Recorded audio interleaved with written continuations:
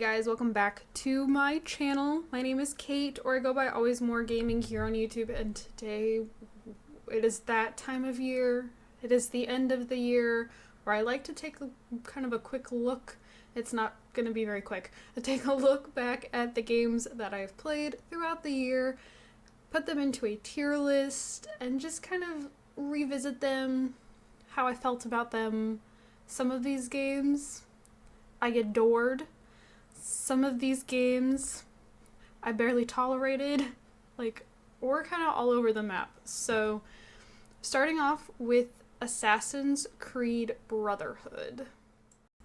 Assassin's Creed Brotherhood was the game that we started right there at the beginning of the year.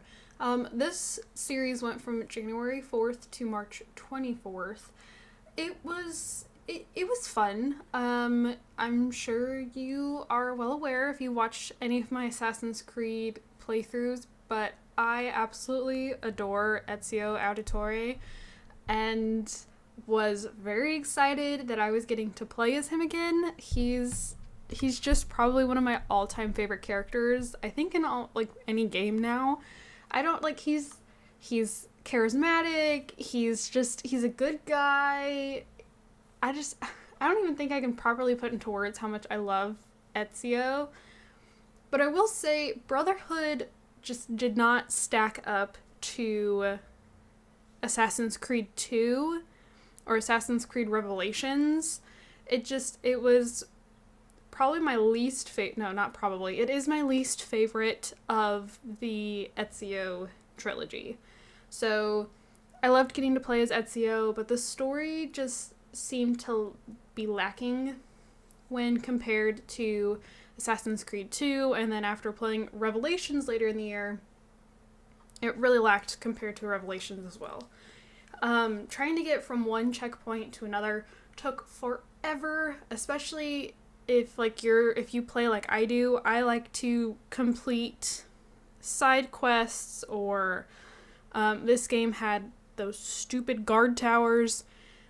I like doing those as I cross the map. I just prefer to get them done as I go.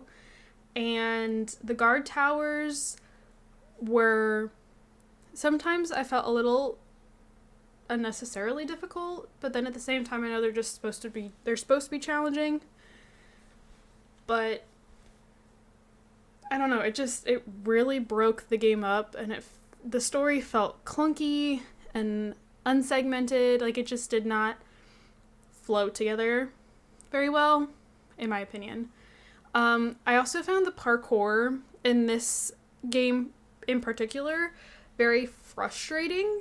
It was very easy to get stuck in place and then get killed from the camera angle suddenly shifting, or from being in tight spaces. There were times I'd get backed into corners because it was just a tight area, and then I would get killed because everyone would gang up and wail on me, and it was very difficult to have Ezio properly defend himself. There were also a lot of cases of Ezio jumping the wrong way, or jumping one way and then turning because the camera angle shifted, and then he would jump to the side and fall. And I lost progress so many times. Ezio died so many times to him jumping off the side of buildings. It getting my blood boiling now just talking about it. The controls were also finicky, and I found them pretty frustrating. There were also things called clusters. I felt like the clusters were a cluster. I try not to use that word myself, but it was a mess. They were very confusing. I was constantly lost. I didn't know what I was supposed to be doing for them. There were some that was requiring that you play chess. I would love to learn how to play chess, but I don't actually know how to play chess, and so when it's expecting you to know how to play chess, I'm just kind of what is this? I don't know what I'm doing. And again, the guard towers are frustrating and unnecessarily difficult. When looking at the graphics for this game, I found the graphics very comparable to the previous game. They weren't amazing. They're not bad. You also need to keep in mind that this game is at least 10 years old. Standard audio, the difficulty, the hardest part was the parkour. It could be very nitpicky is the word that I used. Very annoying, very sensitive, particular. Like it wanted you to jump on a very special spot, hang from a very particular space, like do it just right. Otherwise, it could screw up whatever you're trying to accomplish. But once you get the hang of how the game works, it's pretty straightforward. Now this game did take me 43.2 hours to complete. But again, I did a lot of like the side mission-y stuff. I didn't do just the story, so keep that in mind as well. Now, I would recommend to wait for this game to go on sale. But that's more just because it's an older game, and I have a hard time feeling that like older games should remain like at their set price. Like, I mean, if the game has aged in some aspects poorly, in some aspects it's actually aged pretty well, but I still think I got a good majority of my Assassin's Creed games in one big cluster, like one big, like, I don't even know how to say it, but like I got a bunch of them together for like $80, and it came with almost all of the Assassin's Creed games, except for some of the newer ones. So like, I would wait for that, to be honest. As far as bugs go, the horses would get stuck on water. No more nice bathtubs with beautiful women. Okay,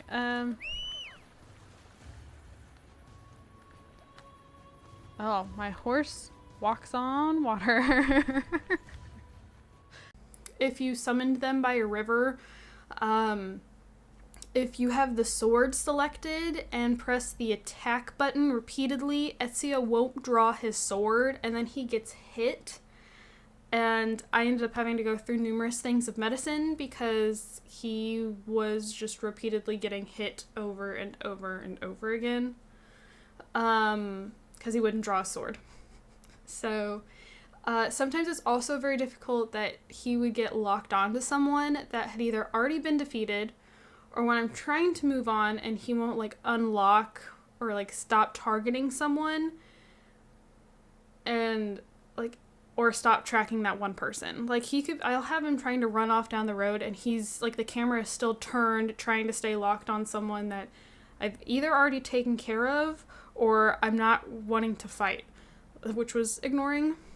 And then it is a well-known bug that at the end, there are different things throughout Brotherhood that are broken.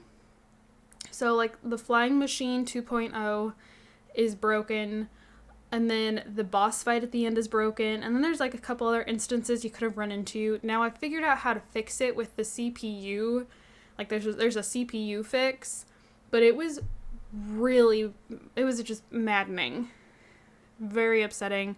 I didn't end up doing anything more with the Flying Machine because I couldn't get it to work, and then I was ready to pull my hair out trying to figure out how to make this final boss fight work and happen, because I'm like, I've played through this whole game and now you're not going to even let me finish? Like, I'm not even going to get to do this final boss fight? Like, are you serious right now? So, very frustrating. But there is a fix.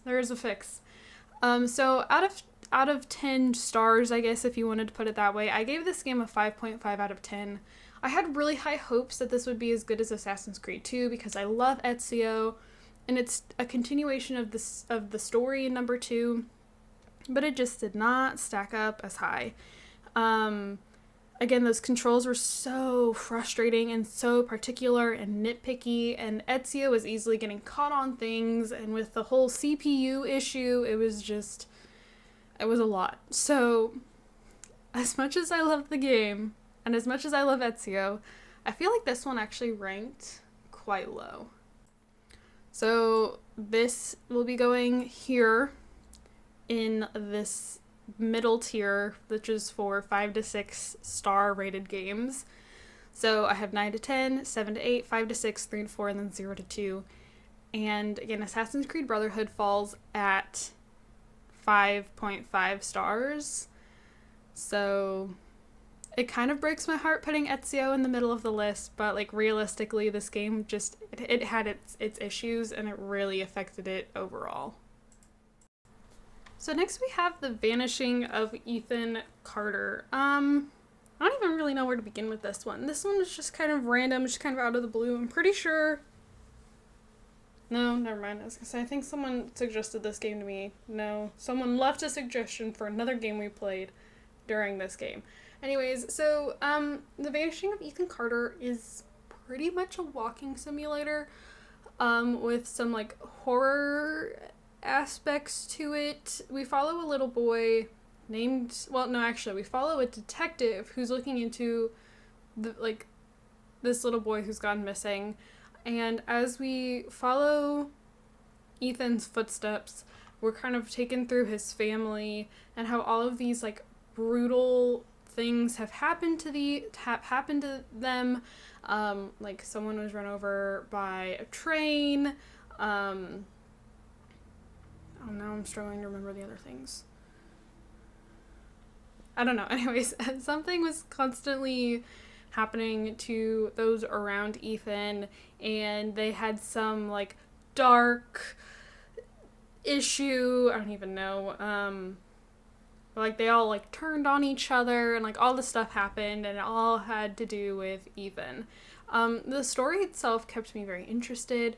I was not expecting the end. I will say I messed up on some of the levels, and there was like a haunted miner, like not like a young person, but like in a mine, that I refused to mess with, and I ended up cheating my way through that portion of the game. But like it had some really cool puzzles. It was hauntingly beautiful, which is actually what the second part of the series is called. There were a couple of jump scares, but there were also times where I felt like it was really random. Like, I think it's during the first part, we come across an astronaut, and I'll be honest, like, even after we get to the end of the game and we figure out what had actually been happening, I still was, like, very lost on what the point of the astronaut was supposed to be. It just felt very out of left field, very random, didn't feel connected. And there was just a couple times where I'm like, what? Where did this come from? As far as gameplay is concerned, again, basic walking simulator. It's relatively simple. It doesn't hold your hand and be like, this is where we're going next. And sometimes that I find that very frustrating. Like there's a game we're gonna cover later that the fact that I wasn't being told where to go next was very, again, frustrating. But then there's like during this game, I actually think it worked pretty well because it was very linear. Like there was still like an end goal, you needed to get this way, and it was up to you if you found all of the different scenes and stories in the different sections based on how much you explored. So if like you just breezed through it, the game let you for the most part, but like you would have missed some of like the Easter eggs, or maybe you would have missed one of the crime scenes, stuff like that. So you do need to do quite a bit of exploring in order to find the pieces to put the puzzles together, but again, it is possible to move on without finishing the previous puzzle. And I really think the puzzles in this game are very unique, very cool. Like the house puzzle, like by walking into different rooms, it takes you in different places in the house, and you're trying to put the rooms in the right order, and it was really cool. The graphics were, like, the scenery was beautiful. Your surroundings were just absolutely gorgeous. The people, not so much.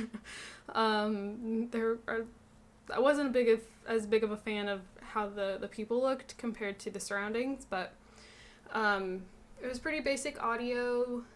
As far as difficulty, the puzzles could get pretty hard at times. Sorry.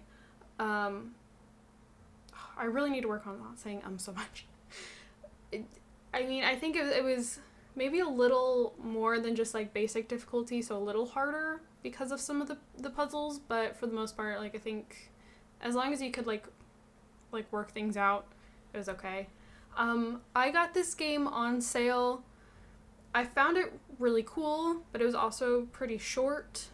It's $10 usually, which I don't think is bad, but I also I feel like shorter games should be closer to like $5, but that could just be me, and I don't really have anything to really back that up other than the fact that it is a short game, so I just don't know. But then I'm also a simmer, and I spend $5 on a pack of 20 items, so I'm not the best source for that.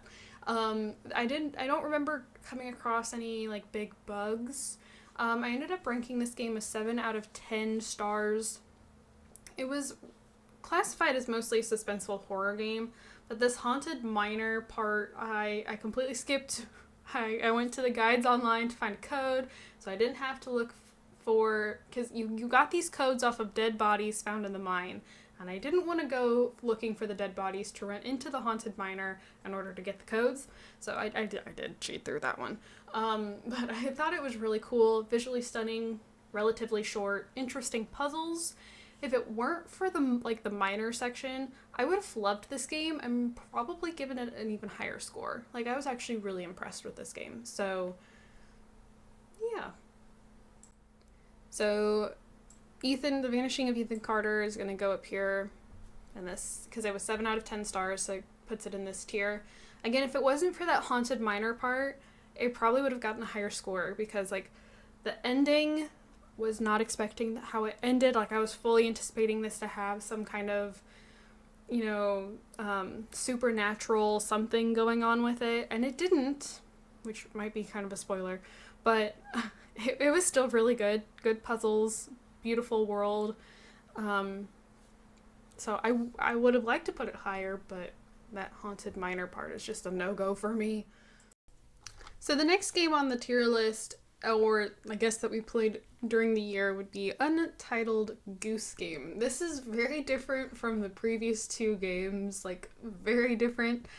This game was played from April 11th to April 20th. It doesn't have much of a story. We basically follow a very chaotic goose who is simply trying to collect a bell to add to his collection, but ends up terrorizing a small little town on his way through. So there's three. There was the garden. There was with the farmer. There were the neighbors. There was the little town with the shop and the kid, and then there was the bar. And I think it was just those four areas, but you were basically given a task list of different things the goose had to do in order to move on to the next area, and it was this goose flat out terrorizing a bunch of people, stealing things, breaking things. He was terrifying a child, very hectic, very chaotic goose. The gameplay was pretty straightforward. Nothing super complicated. The graphics are basic, but they have kind of this nice charm to it. Very children's storybook vibe. I really like the graphics. I think they're just very charming. Didn't need to be super detailed, just enough detail. I felt like it was really good. The audio was really nice. The music super fun. There were these little cues when someone had been alerted to what the goose was doing, and it was solid sound. design, I think. As far as difficulty goes, again, pretty straightforward. The secret stuff was a little harder to figure out. So there's, after you complete your main list of things to move on to the next area, you're then given a bonus list and then even more bonus items after the game is completely finished. Those are pretty difficult to figure out. Those are not as straightforward.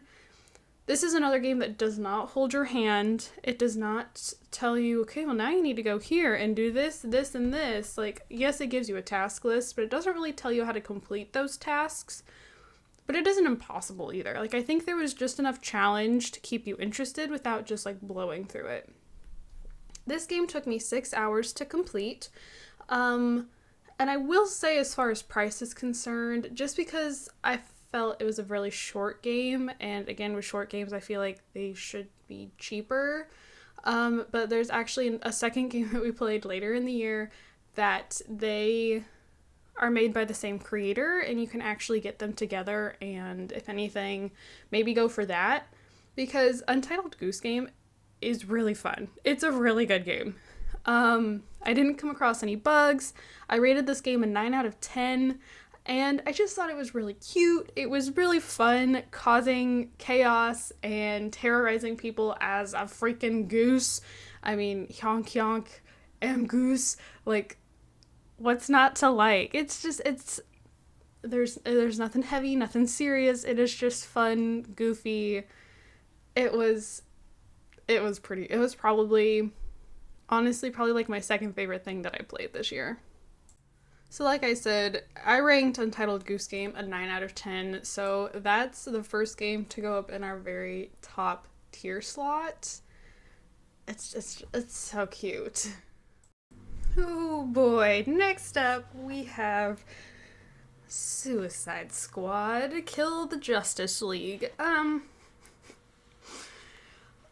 This game causes quite the mixture of feelings for me. I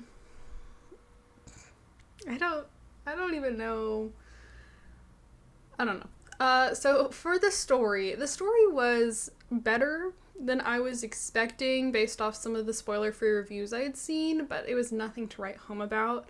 And when comparing it to the Arkham games, which I really tried hard not to do, because I know that nothing, unless it is an Arkham game, nothing will hold up to the Arkham games. However, canonically, stupidly, this game is supposedly in the Arkhamverse, which really made me mad, because I feel like if it hadn't been tied to the Arkhamverse, I think maybe it could have been better, but I just had this expectation for Arkham. Like, if you're gonna say it's in the Arkhamverse, I'm gonna have the expectation that it's gonna be Arkham level game, and it was not. It was absolute garbage compared to the Arkham games. There were some things I liked. Like, I really liked the banter between the characters. There were some twists I didn't see coming, like Lex Luthor. Ivy was reborn, because if you don't know, maybe don't remember, Ivy died in Arkham Knight, and again, this is canonically in the Arkhamverse, so Ivy was reborn.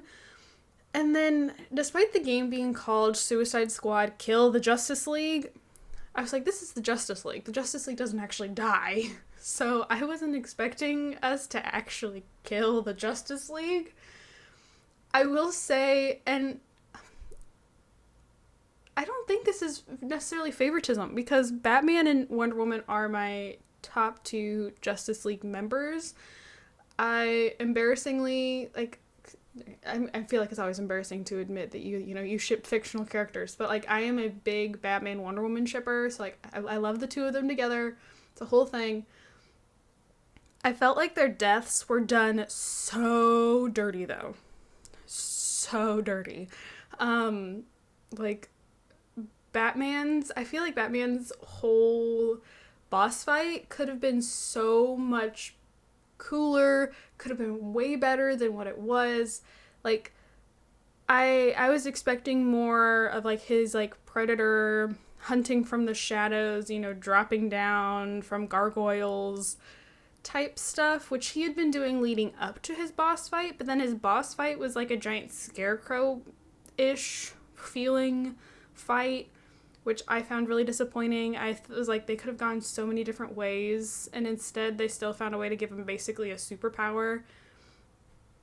And then Diana's death, the fact that she was just like, ah, they were done so dirty. Anyways, starting the game, I'm not a fan of Captain Boomerang. And like, I didn't really have an opinion either way on King Shark, but I will say they grew on me. However, Harley is still my favorite. As far as gameplay goes, the game could be very overwhelming at times, especially with visuals. Like, there would be like a bajillion things blowing up in your face and brightly colored characters shooting you, and you're trying to shoot, and like if you got like critical hits or combos or something, that like then there would be like a bunch of ha-ha-has that would show up on the screen for Harley, because she was the only one I played as, and it just could be very visually stimulating and very overwhelming to look at. It was pretty frustrating trying to keep up with like the faster enemies. The game was trash with lag. Like, it very often was very laggy. Again, I have a pretty decent computer, and it would just all of a sudden like start lagging like garbage out of nowhere. The traversal was hard to get down initially, but actually once I got it like figured out, it became quite fun. I don't know. Like, there were bits and pieces of this game that I enjoyed, but it was literally the same thing over and over and over again. It was so repetitive. I felt like there was no variety to this. Like, maybe there were different types of, combat missions you were supposed to be doing. Like, you had to take out so many of a certain kind of person or certain type of guy, or you had to like shoot the little alien spider things to get extra power to blow up other people. Like, but it was just a run and gun combat game the entire time. Like, it was all gun shooting, all combat. And again, if you're going to put it in the Arkhamverse, you're opening yourself up especially to Arkham comparisons. Arkham Knight, for example, had combat, stealth, tank fights, puzzles. The Suicide Squad game had combat/gun shooting. That's it. Maybe a couple of puzzles if you decided to do the stupid Riddler trophies that they brought back. The rewards after every mission, like every time you'd finish something, it would pull you out of the game, like out of the gameplay, into like a little cutscene of your character like reacting to a reward coming in, and it totally broke any immersion. Like, maybe you would were really getting into it, you're like, oh yeah, I'm really feeling the story, like I'm in the zone. Well, you'd finish a mission, it would pull you out, it would give you your rewards, and like for me, I hated how that just totally broke me out of any zone I was in. I really wish it had been set up more with how like we got stuff from Cash. So they brought over Aaron Cash from the Arkham games. He's the one-handed guard, and he would give us things for saving citizens who were being abducted. It was up to the player then to go and collect these things from Cash. And I really wish, like, maybe we wouldn't have gotten so many things, but I really wish that that's how it had been set up, because I hated and it was every time being pulled out of whatever I was doing to watch the same cutscene from Harley, the same little bat pod thing land and give you something, and like, again, there was that repetition again. It was the same thing. It was also really annoying when, like, you would start a mission, like, maybe you had died, you had to restart the mission, and it would take you through all of the instructions and all of the dialogue all over again. just feel like that is unnecessary. Like, there are some games that if you've already sat through the cutscene once, you then have the option, or not necessarily cutscene, but you've already sat through the instructions or the dialogue or whatever once. Now you have the chance to skip through that to get through the game. Like, get to whatever you're doing.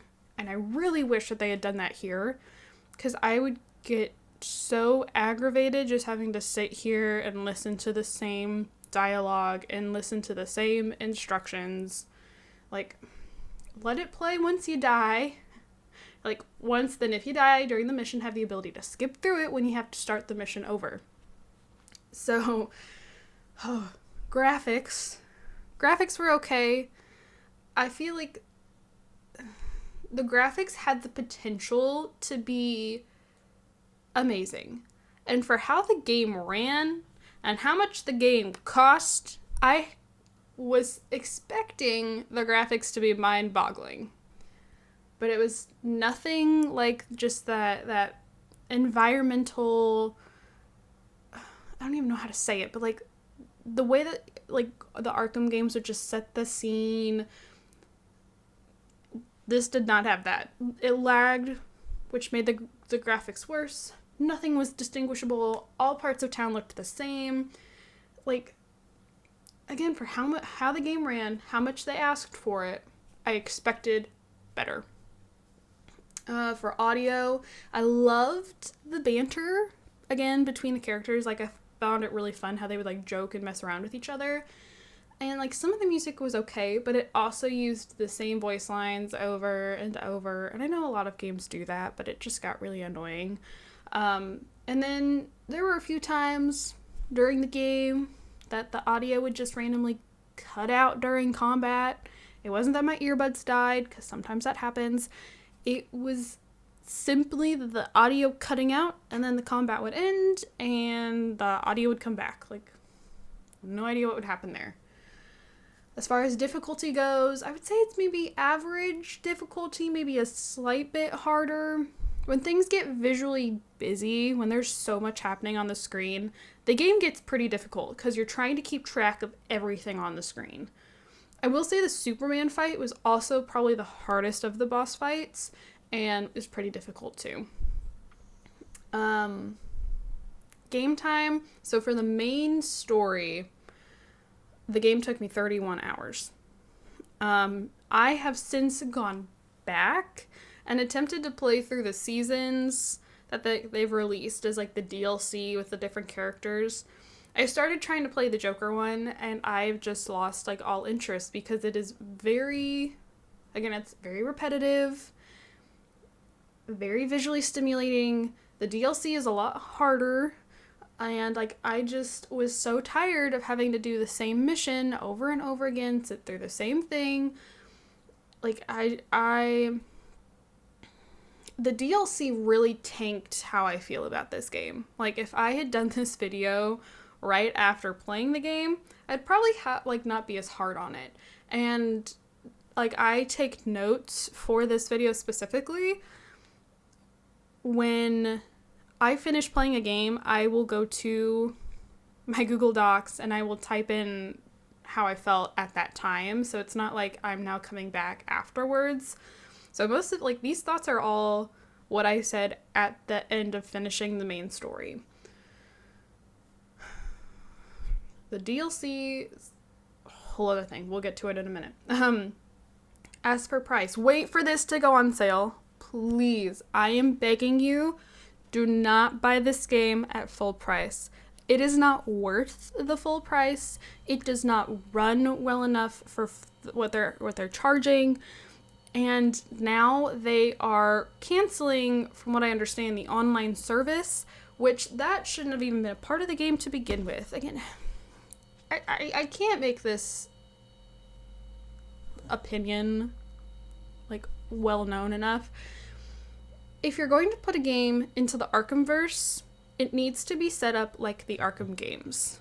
The Arkham games are not online services that I know of. The Arkham games had variety. The Arkham game,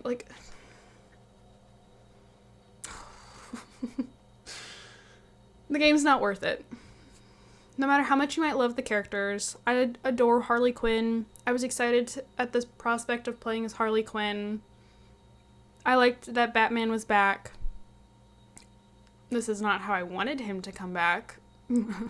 Like, we could have gone so many different directions with him coming back after Arkham Knight, and I'm really upset that this is the direction they went. But this game is not worth the price.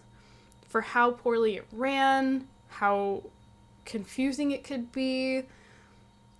For how much I paid, I'd hoped it would run better. I'd hoped it would look better. I'd hoped that there would be more variety. And it was just the same thing over and over and over again, getting slightly harder as the game went on. As far as bugs are concerned, if anything else was running, like on your computer while you had the game open, the game immediately started running like garbage. Like, sometimes I would have, like, I don't know, my internet browser, I would just have, like, a window open. Nope, couldn't have that. The game ran like trash. I'm surprised I got the game to run at all with OBS going. Like, it did not take well to you having anything else open. And there were still times that I didn't even have OBS open yet, and it was running like trash, and I had to restart the game. The game was restarted numerous times throughout playing due to the lag. Side missions wouldn't pop up when they were selected, and I'd have to restart the game. The sound would randomly cut out during combat. Audio logs, you had the ability to collect audio logs. I couldn't get them to play at the beginning of the game. I was able to get them to play by the end, but by then I was so over the game that I didn't care anymore. Like, at the beginning, there was no sound from them. So, before I played the DLC, I ranked this game a 5.5 out of 10 stars. After the DLC, my ranking of this game dropped to a 3 out of 10 stars. Now, the DLC, like, I don't think I paid anything for it. I think it's technically included, but, like, all of, like, if you don't want to play through to earn the characters, you can then pay for the characters. You can buy them with real money. And, like, I don't, like, this game was very money hungry, in my opinion, which, again, this coming from a Sims player, I have no room to speak. My general notes, I did not have the highest hopes going into this game, but I was still with pretty low hopes. I was still really unimpressed, pretty disappointed. Like I've been saying, it was very repetitive. There was no variety. Harley's great, but Harley could only act as a band-aid for so many things. And so many parts of the game I never used because I didn't understand the purpose. Like, I didn't do anything with the online mode. I didn't see the point of the online mode. There were all of these different bits and pieces you could pick up. Did nothing with them. I didn't understand what they were for. I really wanted to like this game, especially if it was going to be roped into the Arkhamverse, but I refused to acknowledge that connection almost as soon as I started for numerous things not lining up with the Arkham games. Okay, so they brought Joker back in the DLC. Granted, it's supposed to be in an alternate timeline, but Batman, died at the end of night only to pop back up. There were inconsistencies that I was like, if you're going to make it an Arkham game, the inconsistencies need to be explained.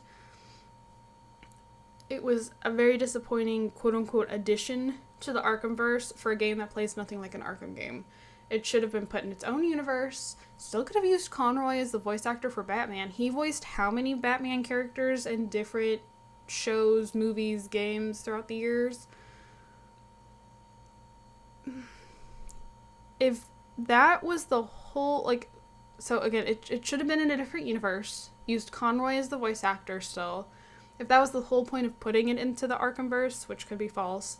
I'm just struggling to understand the thought process behind that decision. Behind deciding that, this game, we're going to put it in the Arkhamverse. Other than for the sake of having it in the Arkhamverse, which is a very successful line of games, I do not understand the thought process behind putting this game into the Arkhamverse. I didn't hate the game, but I was not itching to get back to it. I will not be replaying it, which sucks because of the price I paid for it, and I more than likely will not be continuing with the DLC. I don't enjoy playing the game anymore. I don't want to play the game anymore. I have lost any drive to want to go back to the game for the DLC. I can't. So then when we come back to the tier list, this game goes here because I gave it a 3 out of 10 stars. It would not take me much it would not take much convincing for me to pop this down here. I'm just telling you that now. Alright, so while I didn't enjoy Suicide Squad, the game that I played after Suicide Squad was probably my all-time favorite game that I played this year. The next game was Assassin's Creed Revelations. This game was played from July 18th to September 3rd. However, I actually pre-recorded the entire game within the span of 4 days. I didn't want to play anything else. This is all I wanted to play. I sat in my office for days on end playing this game. I loved it so much. I loved the story of this one. I was really sad that this was my last time playing as Ezio, but I loved getting to see him finally find his person, especially after, like, Christine, like, the whole thing with Christine had happened. Like, I was really glad to see that Ezio had found someone. I won't lie, and this is a spoiler, I hated seeing him just abruptly give up being an assassin. Like, we just played through 3 games of you becoming this, like, master assassin, like, basically the best assassin ever, and you just are like, yep, okay, I'm done, and walk away from it. I don't know, I hated that he just abruptly gave it up. And I will say, while I'm not a fan of Altair, I personally can't stand the first Assassin's Creed game. I found it repetitive, I found it boring, I found it frustrating. Like, I'm not an Assassin's Creed 1 fan, I'm not an Altair fan, but the memories of him were actually a nice touch of, like, getting to see him as, like, the master assassin, I don't know what it's called. You know, he had a wife, he had a family, like, getting to see, like, those little bits and pieces were pretty nice. They were a nice touch. I felt like the story flowed well. I didn't necessarily enjoy the constant reminders that Ezio was getting old. Okay, like, I know, realistically, he'd be aging, but he's supposed to be young, agile, and fast for eternity, okay? Like, he's not supposed to get old. My favorite characters are not allowed to age. Forever young, okay? Forever young. There were so many times that characters were making comments about Ezio being old, and I wanted to be, leave him alone. Just leave him alone. He's a silver fox, okay? Anyways, I felt that the gameplay for this one was the smoothest gameplay for the Ezio trilogy. I didn't find it nearly as frustrating as Brotherhood. I loved the addition of the hook blade, but I missed the horses. I loved getting to ride around on horses. The climbing and parkour in this game was a lot better. It wasn't as picky and particular. There was the introduction of the bombs, which I'm sure if utilized correctly could be really useful, but I didn't feel that they were explained and or demonstrated enough, and I ended up getting so many materials that I never used, and it took away from my boxes. Like, if you know me, I love my boxes, and all my boxes were full of bomb materials that I never even ended up using. Anyways, the graphics, better than previous. They weren't necessarily groundbreaking, but I mean, I feel like with the Assassin's Creed games, because I'm playing them in, like, order, like, the graphics are just going to continue to improve as the games get newer. So, I thought the music in this game was beautiful. I actually have a playlist that I put on when studying or when I just need something, like, instrumental, and I have put all of the Assassin's Creed games that I've played, like, all of them are in this playlist, because the music for these games is just beautiful.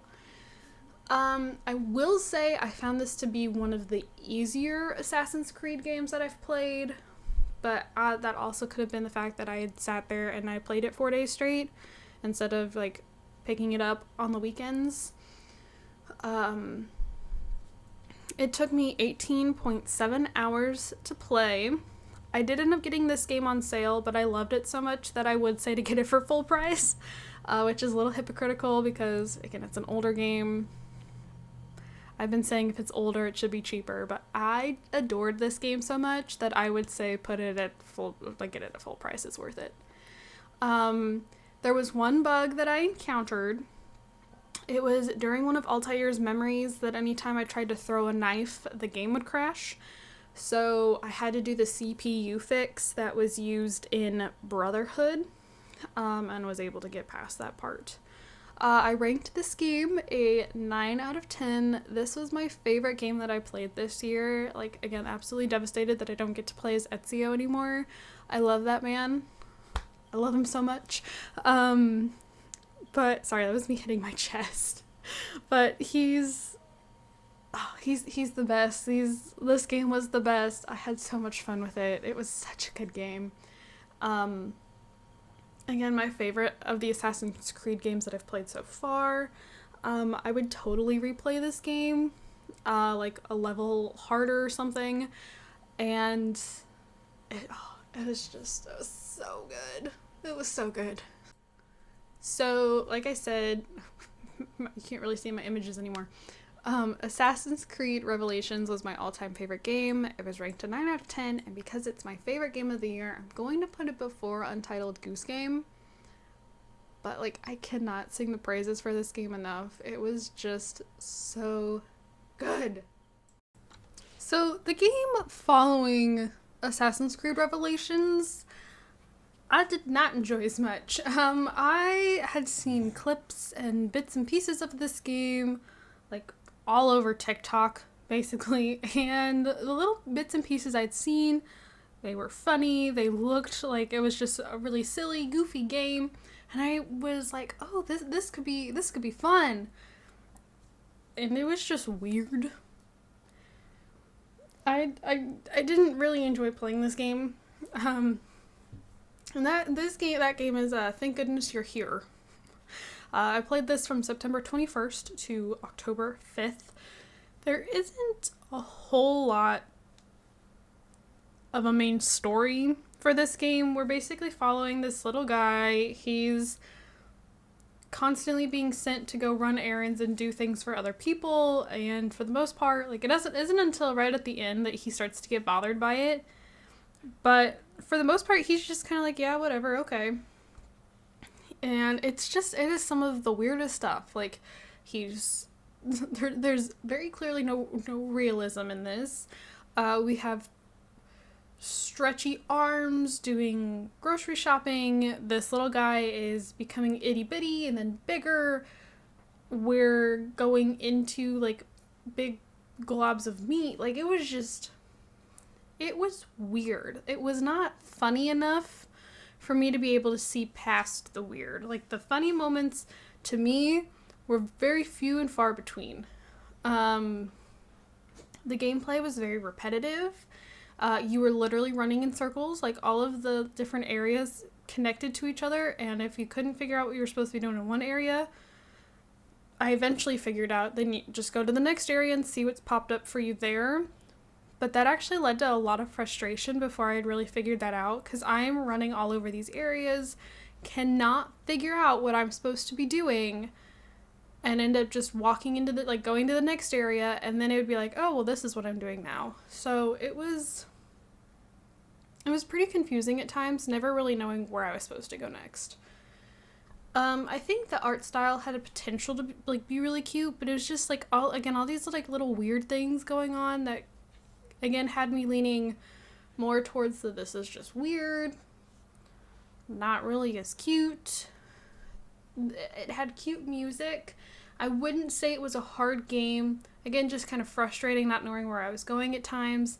It took me about 3 hours to play. I would say to wait for this game to go on sale, But this is the game that was also made by the same people as Untitled Goose Game.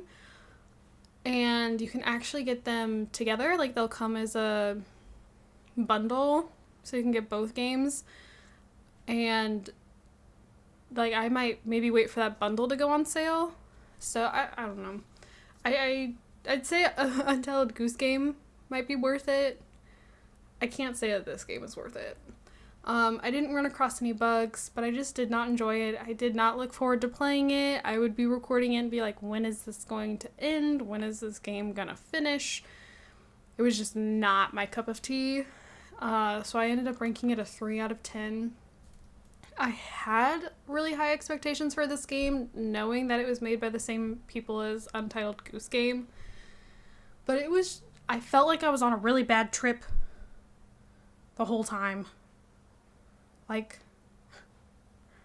I was just lost the whole time. It was weird. I was pretty disappointed with this one. It was probably one of my least favorite games this year. So, like I said, it was a 3 out of 10. Honestly, there were more times I enjoyed Suicide Squad than I enjoyed Thank Goodness You're Here. So I think Thank Goodness You're Here is actually, like, I know I just said it was probably one of my least favorite games, but I think it is my least favorite game from 2025. So the last game that I have officially finished for the year of 2024 was the Suicide of Rachel Foster. Now, I was really hoping to have Life is Strange finished by now. So, like, that had been my plan to be, like, the last game of the year.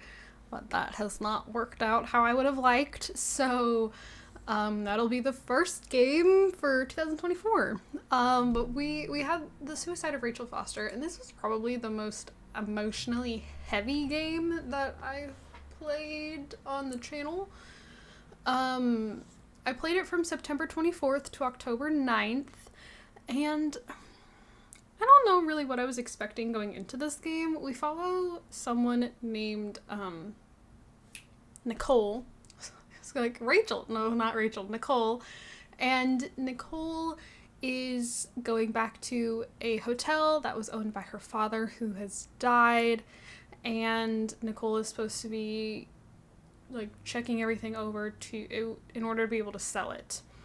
However, upon arriving at the hotel, she gets snowed in by a blizzard, and she starts uncovering different things that, her father, and Nicole knew this, but her father had been having an affair with a minor, and like it had really tarnished his reputation, and that's why her mom had taken Nicole and left, and she's now come back and is finding out even more things that had happened, and it was just, I don't know, it was like I was intrigued by the story, because the way that the story started to kind of go is I was thinking Rachel was actually still alive and was hidden somewhere in the hotel, that her death had been faked, and that she was hiding somewhere in the hotel still, is actually how I thought the game was taking a turn. So I was pretty intrigued, but I will say it was also very unsettling. Like, it wasn't necessarily a horror game. It started to lean into like ghost hunting, and I said this at the end of the game. I personally am not a believer in the paranormal.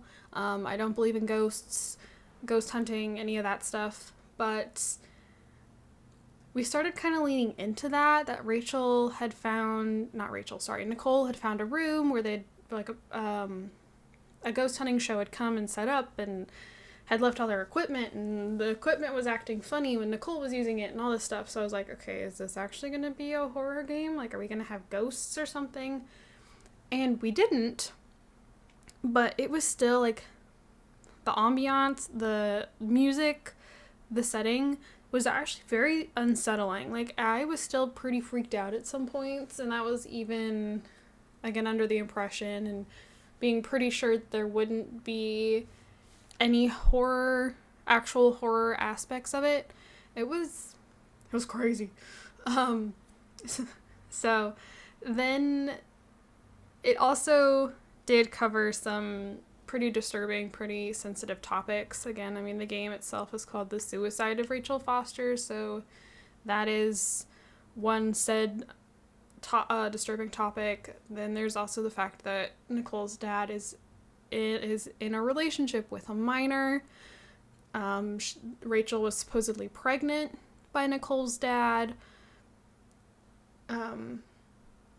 He was grooming her. Like, there are plenty of disturbing topics in this game, and if you are easily triggered by these topics, or if this is something that you are very sensitive to, I don't recommend playing this game.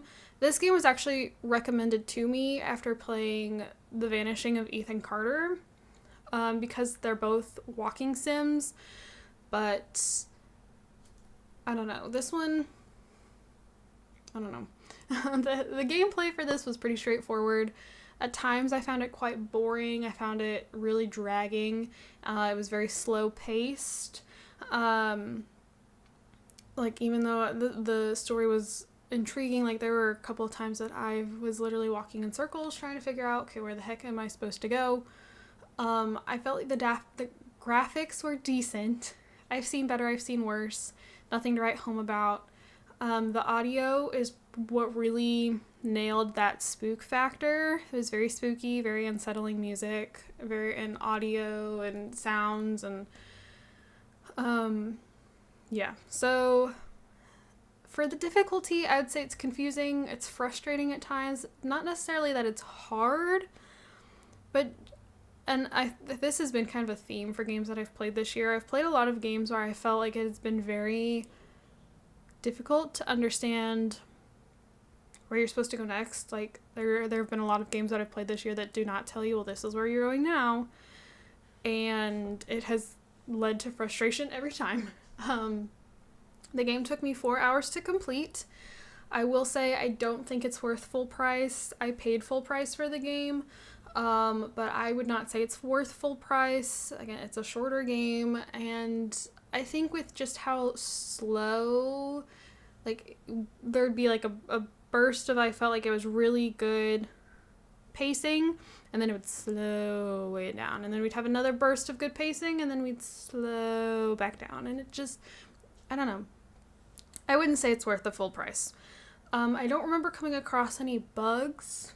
I ranked this game a 4 out of 10, and what really tanked my score was how the game actually ended. I am not someone who is easily upset by suicide. It is 100% a devastating thing. I'm not saying that it's not, but it's just not something, like, it's something that I can play the game and still be okay with. And, like, again, I walked into this game knowing that a character had harmed themselves. So, I don't know, without all being, like, with saying that I'm not easily upset by, like, by self-harm, I was not expecting how the game ended, and that actually quite upset me. Within that last video, 2 characters ended up unaliving themselves, and at the very end, it really caught me off guard, because I was thinking, okay, she's going to leave, or she's going to stay and just obsess over all of this and never be able to let it go. Well, this is a spoiler. Unfortunately, Nicole ends up locking herself in her car and turning the car on and dying by fumes. And right before I had actually recorded that video, I had seen that there had been an announcement on my Steam page for sequel about Nicole. So I'm curious to see where they go with that. That like one of the ghost hunters comes back to the hotel or something, and I'm assuming finds Nicole, which is awful. But like the way that the game ended really upset me. And like maybe it's the fact that like we'd played through Nicole like finding out all of this and like seeing how much she struggled and like seeing that she was not able to move past it. Maybe that's what really got to me. But for this being the last game that I officially finished for the year, I feel like we're not leaving it off on a good foot, because I don't know, like the ending, it bothered me quite a bit. Like it left me just kind of sitting and thinking for the rest of the night, like why, like I don't know. But I think that's kind of a common theme with suicide, like you're always asking yourself afterwards why. So I don't know. This game is heavy, and that's where we're gonna leave it. Alright, so the last game that I finished for 2024 was another 4 out of 10 stars. I had quite a few 4 out of 10 stars. I think we'll go with that order. So I didn't have any 0 to 2 out of 10, which I will say, I know I made the comment that if I had to move any of them down, it'd be Suicide Squad, but I think I'm okay with where it is. It's just when I start to really focus and go back over the hardships of that game, it started to get me worked up. But yeah, so I feel like the games I played this year were kind of all over the place. There were some commonalities between some of them, but I don't feel like they really followed any kind of like genre. I played a bunch of stuff. I will say I debated putting That's Not My Neighbor on here for the campaign mode, but I wasn't sure if I should include it or not. If That's Not My Neighbor was on here, I'd probably have it in the 5 to 6 out of 10. Maybe 7. Maybe a 7 out of 10. I don't know. I'd have to really think about it. But yeah, I've also been playing games on the weekends. So I've been Kitty Powers Matchmaker and Love Life, and we've gone back and done Suicide Squad a couple of times. I've been doing That's Not My Neighbor. So, I mean, there's been other games that I've played. And again, it does really bother me that I don't have Life is Strange completed yet. But it'll be here next year. So I fully intend on being here next year as well. So thank you guys so much for watching anything I posted this year. Whether it was one video, whether you somehow were able to watch all of them. Either way, if you've been with me since the beginning, if you've been with me since yesterday, I appreciate you no matter what. So yeah. Thank you guys so much for watching, though. I have my Sims channel, I have my Twitter, both linked in the description below, so if you'd like to check either of those out, please feel free to do so. And yeah, thank you guys, and I will see you all next year. Bye, guys.